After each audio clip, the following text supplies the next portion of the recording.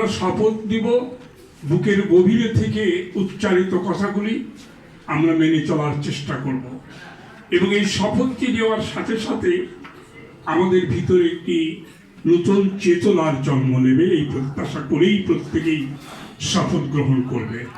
যে যেখানে দাঁড়ায় আছে, বিশেষ করে যারা অংশগ্রহণকারী, তারা দুই পায়ের গোড়ালিটা একসাথে করি, একটা হাত নিচে রাখি, হাতটা ছেড়ে দিই, দুইটা হাতে ছেড়ে দিই, পাশে রাখি, কেউ সামনে হাত রাখবে না। এবং আমি ঠিক যেভাবে হাতটা তুলি, ডান হাতটা এইভাবে প্রত্যেকে ওঠাও, ডান হাতটা। এবং এই শপথ চলাকালীন একটা শব্দকে উচ্চারণ করবে না, শপথের বাক্য ছড়া প্রত্যেকে। আমি এই মর্মে শপথ করছি যে জাতিগতভাবে দীর্ঘদিনের লড়াই সংগ্রামের পর 1971 সালে এক রক্তক্ষয়ী জনযুদ্ধের মধ্য দিয়ে 30 লক্ষ শহীদের প্রাণ বিসর্জন, লক্ষ লক্ষ মা বোনের সম্ভ্রম, অনেক ত্যাগের বিনিময়ে আমরা যে স্বাধীনতা পেয়েছি, সেই স্বাধীন দেশের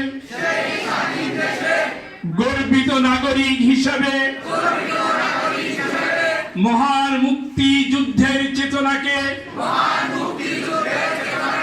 ধারণ করে একটি অসাম্প্রদায়িক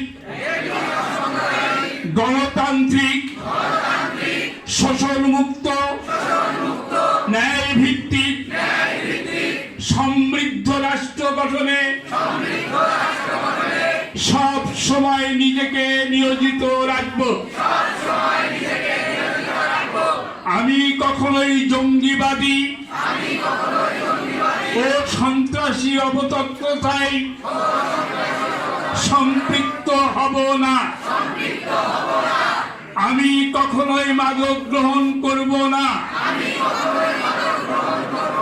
আমি সব সময় চাঁদাবাজি ও টেন্ডারবাজি সহ সকল ধরনের অনৈতিক কর্মকাণ্ড থেকে দূরে থাকব। নিজেকে বাংলাদেশের যোগ্য নাগরিক হিসেবে গড়ে তোলার জন্য মহান মুক্তিযুদ্ধের চেতনায় প্রণীত আমাদের রাষ্ট্র পরিচালনার মূল দলিল সংবিধানে বর্ণিত নাগরিক অধিকার এবং নাগরিকের দায়িত্ব কর্তব্য সম্পর্কে অবগত হব। অধিকার আদায়ে সচেতন ও সোচ্চার থাকব এবং আমার দায়িত্ব কর্তব্য যথাযথভাবে পালন করব। গুরুত্বপূর্ণ নাগরিক দায়িত্ব হিসাবে ভোটাধিকার প্রয়োগের মাধ্যমে সৎ, যোগ্য ও জনকল্যাণে নিবেদিত জনপ্রতিনিধি নির্বাচিত করব। নিশ্চয় আমরা সকলে সম্মিলিত প্রয়াসে আমাদের মাতৃভূমিকে মহান মুক্তিযুদ্ধের চেতনায়